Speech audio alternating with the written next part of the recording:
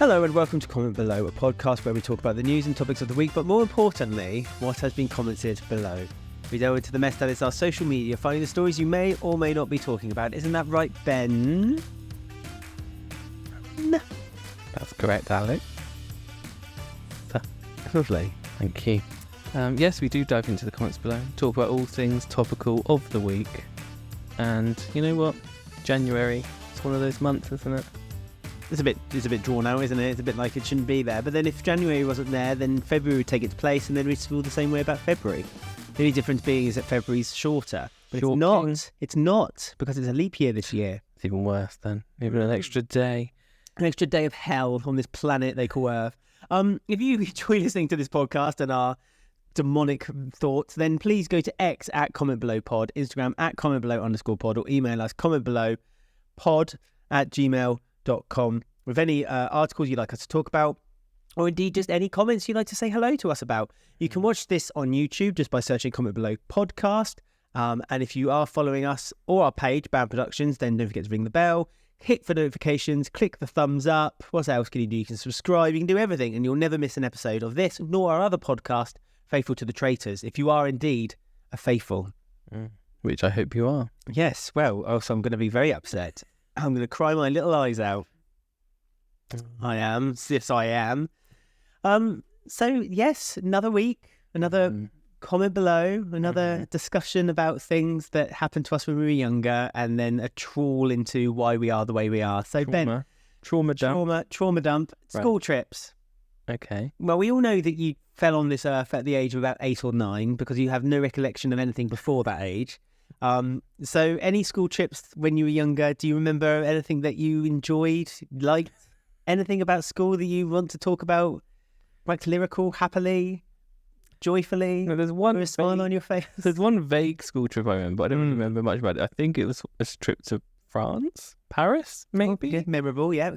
I don't know if I'm like making it up. I'm wondering if I watched a TV show and thought it was me. But in Paris. Possibly. I vaguely remember that. And like, people had to like... Thrilling. They had to stay in different rooms. So people like, we walked in on blah and blah in the room together. And it's like, did you? Well, that's a vague memory in my head, but that's the only thing I remember of the whole trip. I mean, that feels like a standardised school trip, doesn't it? Like everyone used to share rooms with everyone else. It'd be like some girl would be like in another boy's room and be like, ooh. Well, this was 2 boys, and they were like, we were play fighting, and it was like, they weren't, so who knows what was going on, but that's the only thing I remember. That brings back a trauma from when I was a kid. Amazing, that's the only thing I remember from Paris. 2 boys? 2 boys in a room. Scandal. What's this? The reason I bring it up is because on Reddit, everyone's favourite site for... The new Twitter. On subreddit Casual UK... someone had written about a terrible school trip that they had to give consent for their son at their school for.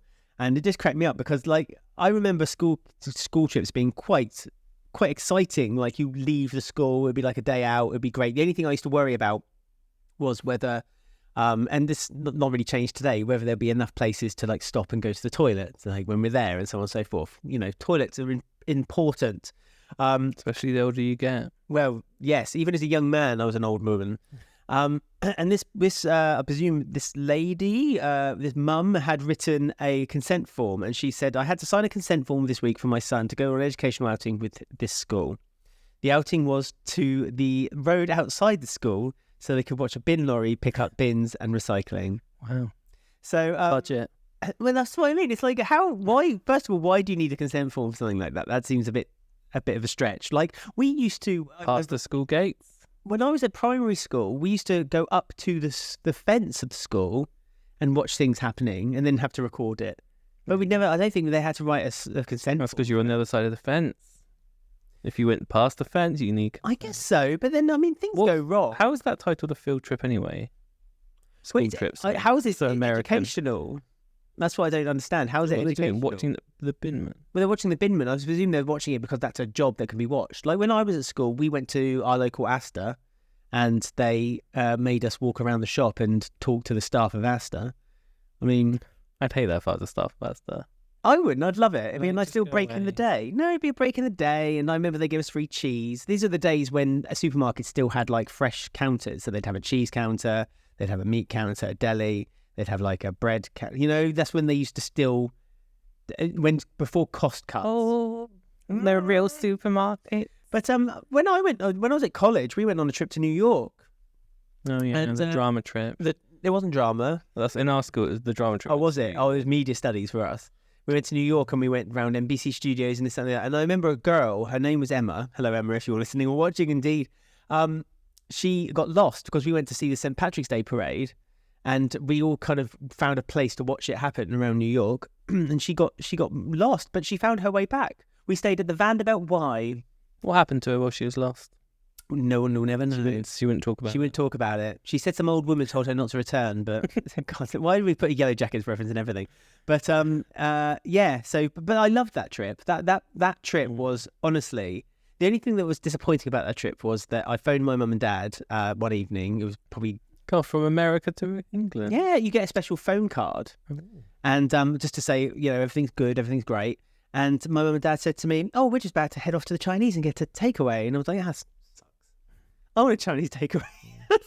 So I remember that being the thing that disappointed me the most. How dare they continue living while I'm not there? I know. How dare they pretend I'm not there? But everything the I New York loved. trip was always for the rich. It wasn't that expensive. I remember it not being that expensive. There was a lot of us going on it. It was about 30. We went to Blimpie's, which was a coffee shop. We went to see a film at the cinema. I remember the popcorn being butter, and it was disgusting. It was just great. Did it make you want to live the American It made dream? me want to live in New York. Genuinely made me, for a little time, me and my friends were all saying, once we finish college, we're going to hop on a plane and work in New York. Didn't work out very well. Shame. Because we're not there now. You could have been like best dressed. You could have turned out. You could have turned out like her. Oh yeah, that's the dream. That's the dream. Anyway, so there you go. That's our nice little conversation before we start the show. I just love reaping up the past with you and then just talking about my past. I vaguely remember going on a trip to a castle. I think some sort of castle, Blackthorn Castle. I don't know. Vaguely remember that, but apart from that, no. Did you It's have all a blur. Did you get a piece of paper and then have to rub pencil against the stones and get like patterns and stuff? I remember doing that as well when we went on a school trip. It was around Moores Valley Country Park, and we had to go around and find like tree bark and then rub like brown crayon over it. And so then when we got back to the thing, we could look at it and go, "Ooh, look at the patterns." I don't know. My whole life Simple time. My whole life is a blur up until the first year of college, so that's why. Well, as we said, you fell on this earth like Mr. Bean in a pool of light onto the concrete when you were about 8 years old. No one remembers where you came from before. There's no evidence of you being alive before 8 years old. The only evidence we have of you being young is a painting that your nan had painted. We don't know if it's real or not. Well, I believe that your nan is like Geppetto in Pinocchio, and then what she did is she painted it, and then she wished upon a star and said, "I wish it was a real boy." And there you came. Here I am. There you are, with an Amiga joystick in your hand, like in the painting. I have lots of memories of Amiga and PlayStation.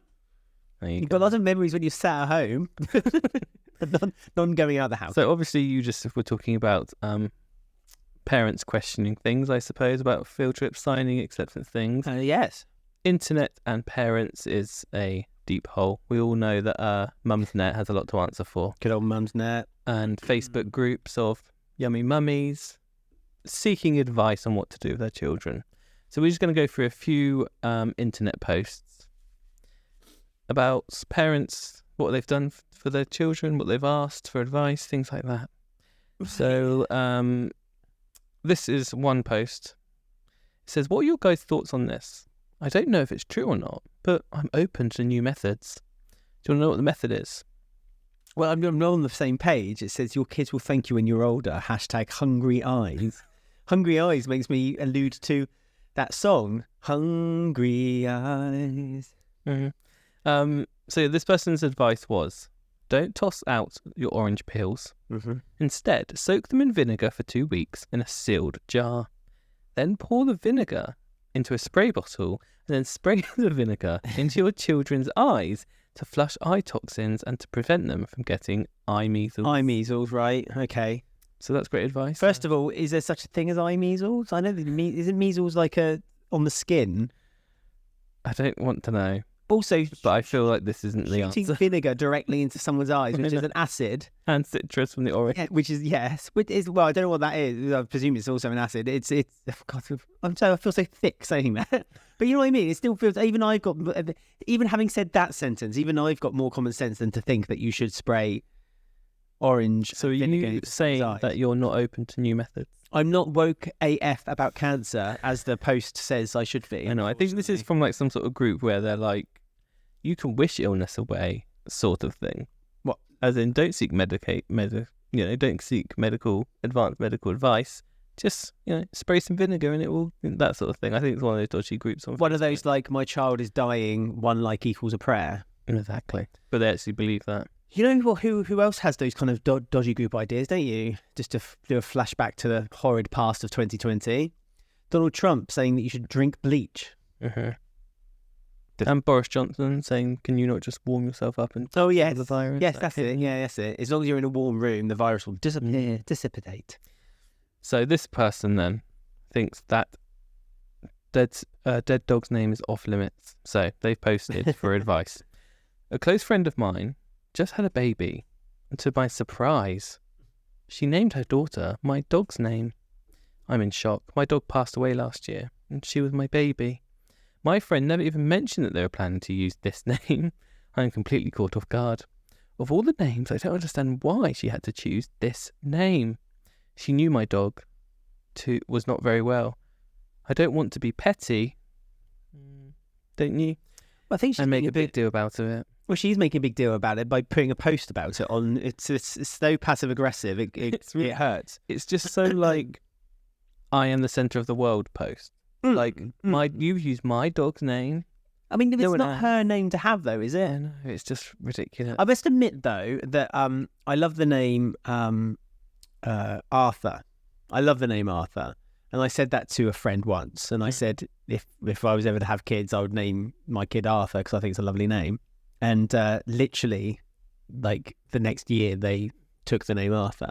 And I didn't put a post about it on Facebook, but at the same time, I did think to myself, what made you pick that? What made you pick that name? That's my name. But then I realised, again, I took a step back and I realised that it's not my name to keep. It's not mine to keep. It's for other people to have. I mean, I suppose there is some attachment to the sense that it's their dead dog's name. I know, to think that the person went out of their way to name their child after your dead dog. Oh, I'm sure it's not spite. I'm 100% certain it's not spite. But, at the same time, it's I suppose it's still raw to this person that their dog had died. Although a year is a long time. Again, I'm not being horrible. If Charlie died, our cat, the one who likes making noise in the background, if he died, then of course I'd be very upset, and I'd be upset about it for a long time. In a weird way, though, if someone said, "Oh, I'm naming my child Charlie," I probably would be a bit more like, "Oh, that's nice," rather than, "That's my cat's name." Because I don't think they're planning to... Are they planning to have another dog? Are they planning to use the same name? I love the fact also on that post that they've not said what the name is in case someone else also uses the name. Taken now. Yeah, well, yeah, but she might think, well, I don't want anyone else to have it. It's bad enough that my friend's taken it from me.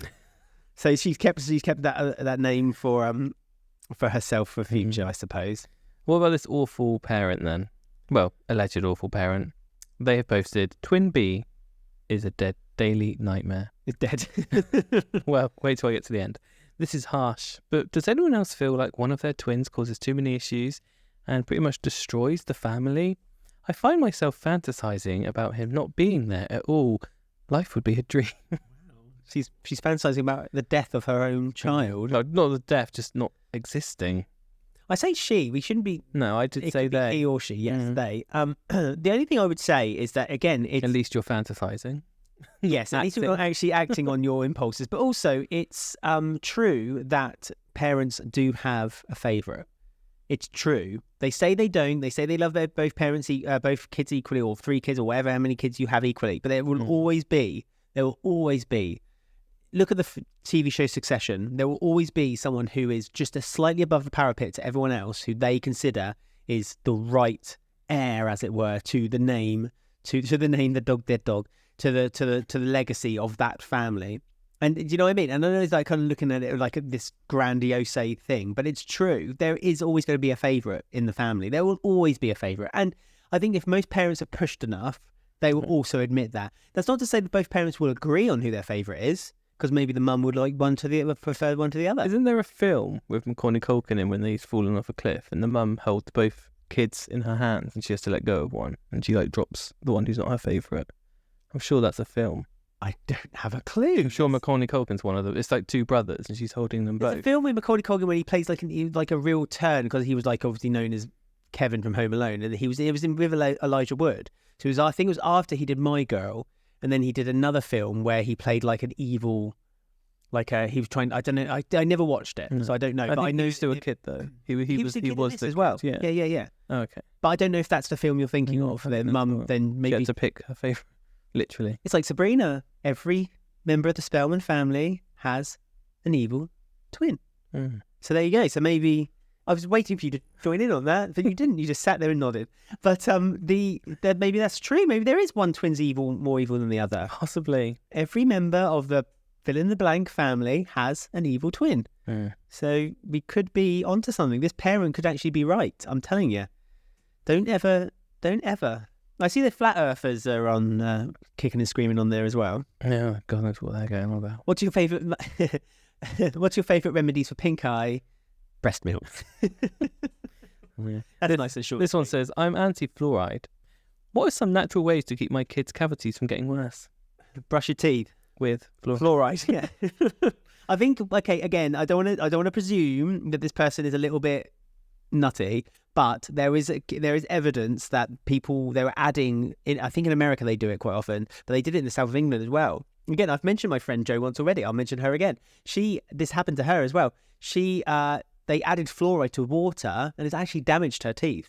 It's actually made them worse rather than better. So there's an argument to be said that adding fluoride to drinking water, tap water. That's why Brita water sales are so popular. That's why people still buy bottled water when you don't need to. Luckily, we live in Scotland, where council juice, as they like to call it, is the best in the world, and I concur to that because it's bloody good water. So last up then, we have a parent who has some baffling names. I want you to know if you like them or not. So they said, my significant other vetoed these names. Were they all that bad, or are they being unreasonable? So first, Masonic. That's Mosaic, not Masonic. Mosaic. What do you think? You're Masonic. Don't we give you a secret handshake? Tickle, tickle. Unisex. Mosaic. You're saying it now. It's a stupid name. No, Typically a stupid name because you pronounce it wrong. Yeah. Silhouette. I quite like Silhouette for a female. It sounds like speaking of dog names, that sounds like a black lab dog name. You always Silhouette. have to. It does actually. A French Labrador. A French poodle. You always need to remember how it looks shortened, because no one's ever going to use your name, the long name. Like no one ever calls you Benjamin, do they? No one ever calls me Alexander. Suppose you call her Sil. No, Sil. Now you said Sil. That sounds awful. Sil. It sounds a bit Silla. I wouldn't say wet. Right, wet. Hillouette. No, knowing that information, no. Bad name. Move on. Symphony. You missed Ricochet. Well, I'm mixing it up a bit. Oh, sorry. Okay, Symphony. Symphony is a female name anyway. Is it? Yep, I know Symphony. Music is female, is it? But it depends on the French verb. Don't we find out? You carry on. Paisley. That sounds like a detective. Paisley? It sounds like a detective for a Sunday night TV programme. Yeah, Paisley and Time. Campari, isn't that a Campari? It's a drink. Yeah. Is it a drink? A beer? Yes. No, it's not a beer. It's a kind of like I think it's like a wine. It's either a drink or a wine. fish, one of the two. I can't find the bloody article. Why can't I or find an octopus, Campari, I'm not sure. Campari. No, Campari is a drink. The octopus, I know what you're thinking of. It's not Campari. Oh, for God's sake. It's when you cook the octopus. It's called something. Oh, you're so annoying. Why? Because now that's going to be in my head forever until I find it. Were they that bad, or was the significant of her being a bit unreasonable? Unreasonable. Campari. I can't. Why have you put that octopus thing in my head now? Just forget about it. I can't forget about it now. That's staying in my head until I find the solution to what that's called. Okay. Comment below if you want, and let Alex know. It's there. I've put in cooked octopus. What's octopus recipe? Campari. Octopus, hang on. Is it the tentacles? Rings. They're the rings, aren't they? Something rings. Octopus rings. Don't look at me. You started this. Rings. Octopus rings. They're called something. Oh, for God's sake. No one's I don't want to alarm anyone, but we're 20 minutes.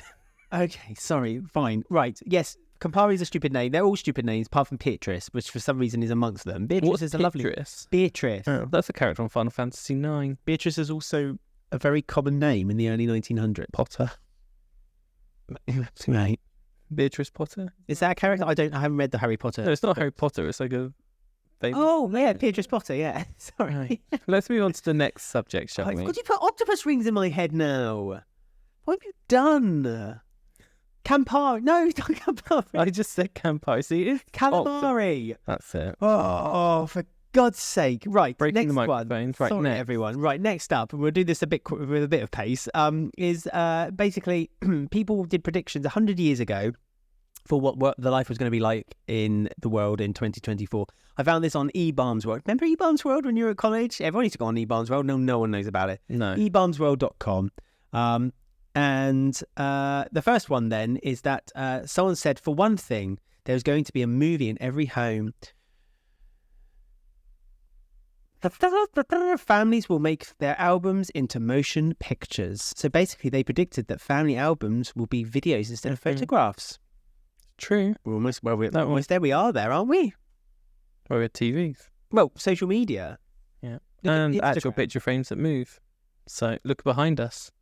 Not that it's moving. It's not but it could moving, move. but yeah, it's an iPad, so you can use that as a picture frame. There you go. My dad had a digital picture frame like years ago. He was like the first ones. He had to like put it on a USB, put the picture on a USB, and put the USB in the picture frame to upload it. That you still do it. Just cycle through his holiday photos. I'm surprised your It dad. was more boring than just having one photo still. It was more boring seeing the same ones keep replaying, I feel. But It's distracting. That's what I think. I think you're better off just having a still picture frame, to be honest with you. You can have an electronics picture frame, just leave it as one picture. But the good thing is that rather than the hassle of having to keep swapping over photos, nowadays you can just, through the air, send it through to the frame. True. Right. Motion pictures in 100 years from now will be nearly like living there in person or existing in the object. Sitting in your orchestra seat, determine whether these pictures are real or not. Basically, cinema will be indistinguishable to real life, i.e., not CGI. The thing, 3D. And 3D, but also what are they called? Like virtual reality. Living octopus. Oculus, whatever, Facebook. Oculus Rift. Yes, that stuff. Or the metaverse. Not quite there yet, but 3D cinemas. Get 3D porn, can't you? Can you? Don't you? There's an option. I wouldn't know. Yeah, because what you do is you can Right. you can do it. You can put it on so you can look around. But then what if someone walks? Someone might walk in the room. You have no idea what's happened. You can't hear. They've done it on TV shows. It's as like a joke. Someone's like been like having self pleasure, and then as someone's walked in, as it's happened.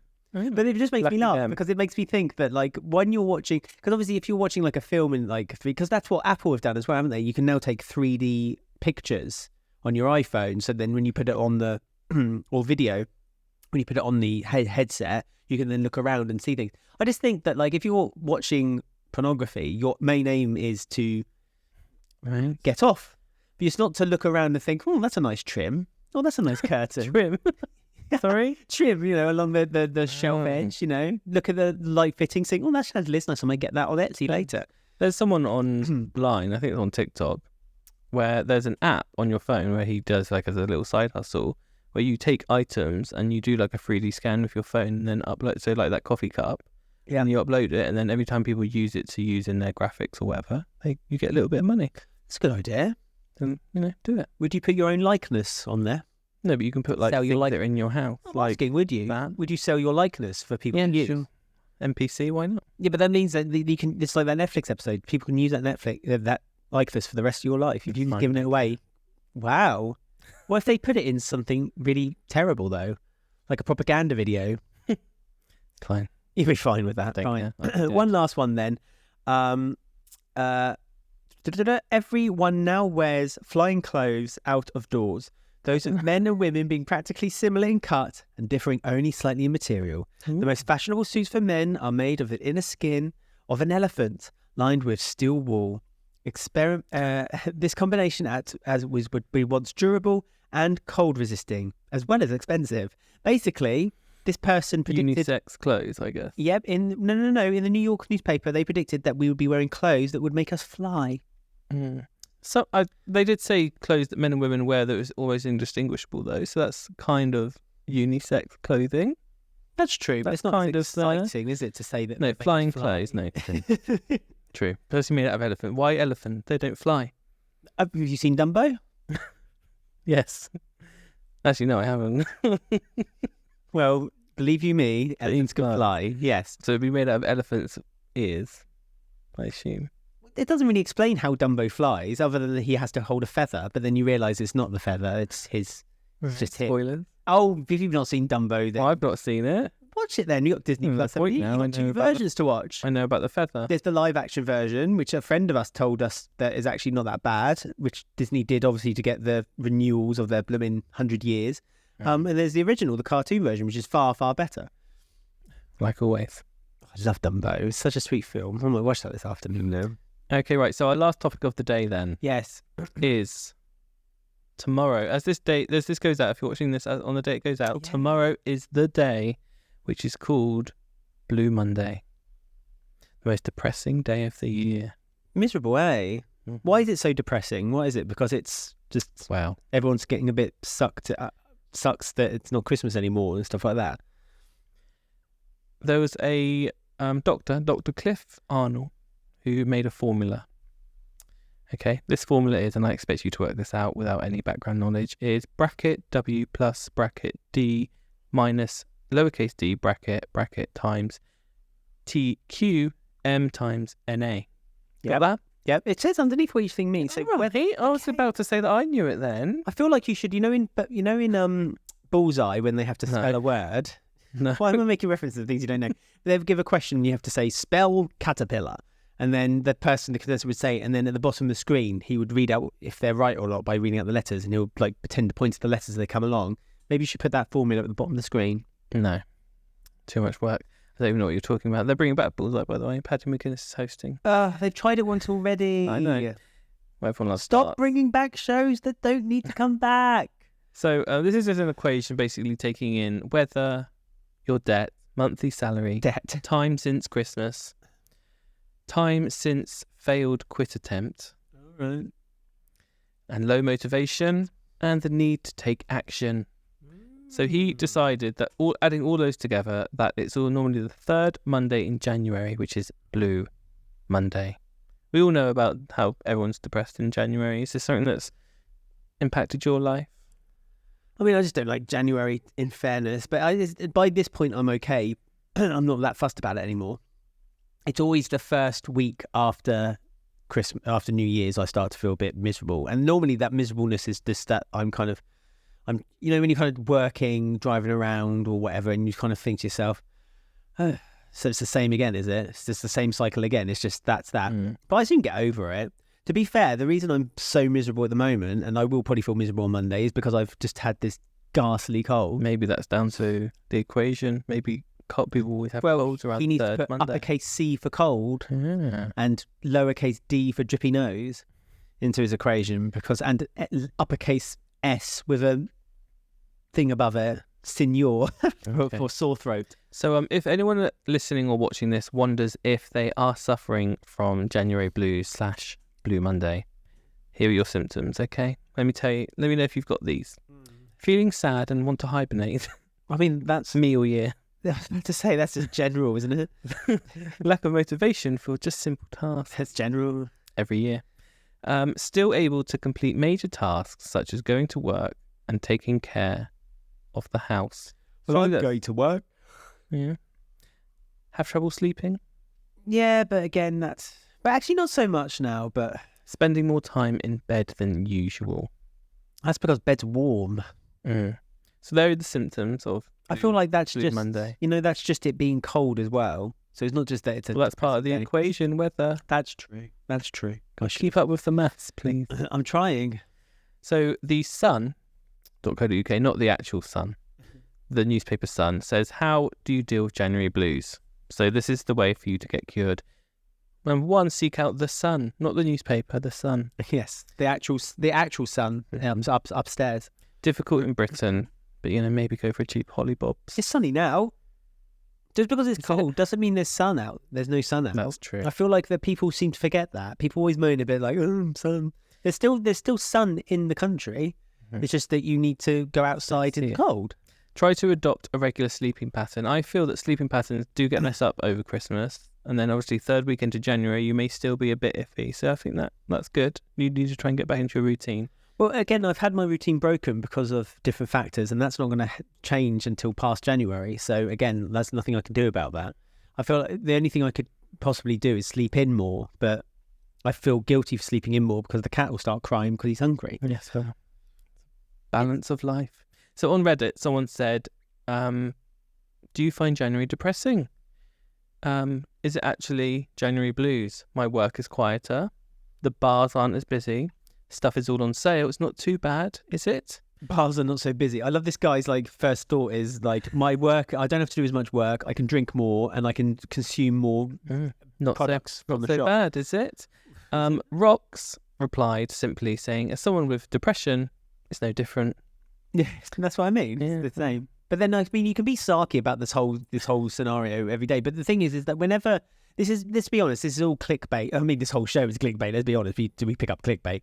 But these things are just obvious things. Like the other suggestions of how to deal with it is exercise, balanced diet, and everything always seems to be the same thing again. Is exercise, balanced diet. It's like, of course we know these things. We know these things deep down set inside of us. But you just go, how do you do it? Well, just I think for me, it's just if you're you have to just keep fighting through and just get on with it. Sometimes just don't follow the advice of other people. Just apart from our advice right now that we're giving. Well, I'm not giving advice. I'm just reading out an article from The Sun, not the actual Sun, the Sun newspaper owned by Rupert Murdoch. You said that you used to get more January blues when you were younger than you do now. This person on Reddit says, does anyone else notice that it's actually increasing? That it's actually increasing with each year? The amount of dread going back to work?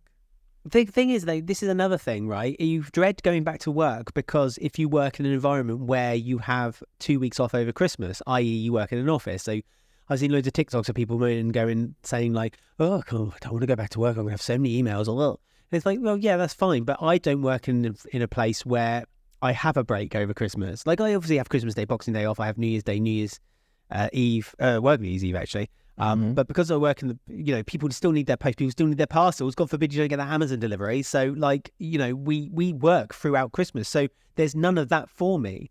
So, you don't have time to get January blues then, maybe. Well, the thing that brings me down to earth is the fact that, I think you have so many endorphins in your brain getting excited about, oh my God, it's Christmas, because you're told that Christmas is this big magical time that you spend with family, you get lots of presents, and you have lots of fun, and yay, and all that crap. You build yourself up and up and up and up and up and up and up, so you get to the pinnacle of the 25th of December. And then it's just a slow, gradual knockdown again. And I think by the time you get to New Year's Eve is a little blip and then it's back down. So it's like a roller coaster. And again, New Year's Eve is not really a big deal for me anymore. When I was younger, 18, 19, of course I would try to go into clubs, go to a pub, stay up till midnight, watch fireworks, hear the bells come in and this, that and the other. But now I'm a bit I'm going to bed, I'm going to read a book. So that's not I was in bed by 9:30. So I think people are So I think people need to stop putting so much attachment on that this day, this one day is forced fun. Is not forced fun, but it's just it means so much. It's you have to remember that it's just one day. It is just one day at the end of it. And so now when I was a kid, I couldn't distinguish that, because when I'm a kid, it is exciting. I'm getting a stocking at the end of my, I'm up at 4 a.m, looking at my stocking, seeing what I've got. Got a stocking on the end of your what, sorry? Yeah, my bed. I was a child, be careful. I'd get my presents in the morning, and that'd be exciting. And then I'd see my nan. I love my nan and granddad going to theirs for Christmas. Then January exciting. But when I was also younger, I used to enjoy New Year's. But then January hit, and then I would feel, and also I'd had 2 weeks off. I'd be going back to school. I remember the first day back at school, I'd be miserable as hell. Not just because I hadn't even done my homework either. So I was doing it first thing in the morning on the 3rd of January. So it was miserable. As an adult, I don't want to sound like grow up, telling people up to grow up. Wow, you've got wisdom in your years. Well, I feel like as an adult, these things are detachable now. Of course, get excited about things, but the build up of Christmas, as I've said also before, the build up of Christmas is far more exciting than the actual day itself. And I think that if you just go on a steady just like sex. I wouldn't know. Haha. So if you go on a steady hum along like December, then you just don't get that big depressing hump at the end of January. So rein your expectations in a bit, and then January won't hit quite as hard. Yeah. Okay. Well, Thank you for summing it up in one sentence. Okay. We'll end up then on some positive notes. Okay. So this user, I'm not going to pronounce their name. I was about to try them, but no, I'm not going to. I'm going to call them Moz, M-O-Z, that's the first 3 letters. This is some uplifting advice, okay? I love January.